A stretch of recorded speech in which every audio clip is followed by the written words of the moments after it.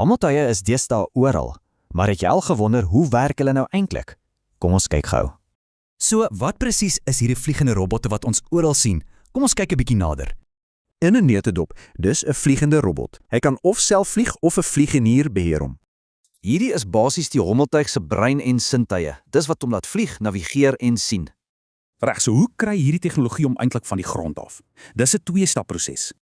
Die operateur gebruik 'n afstandbeheer wat met radiogolwe vir die hommeltuig sê wat om te doen.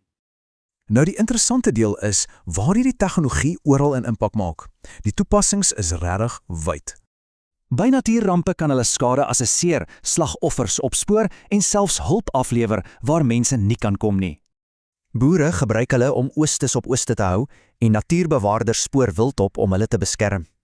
Hulle doen vinnige inspeksies op boupersele, kraglyne en word selfs gebruik vir geografiese 3D-kartering.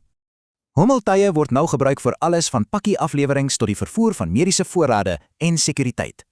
Wetenskaplikes versamel data oor dinge soos luggehalte en filmmakers kry daar ongelooflike ligskotte.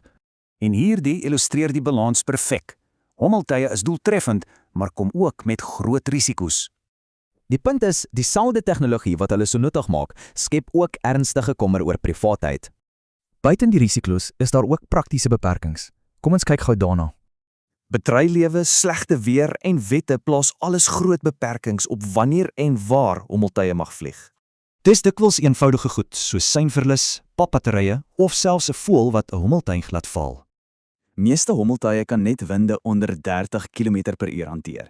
Dit maak hulle nutteloos in slegte weer. So, die vraag bly, hoe balanseer ons hierdie ongelooflike vooruitgang met ons privaatheid?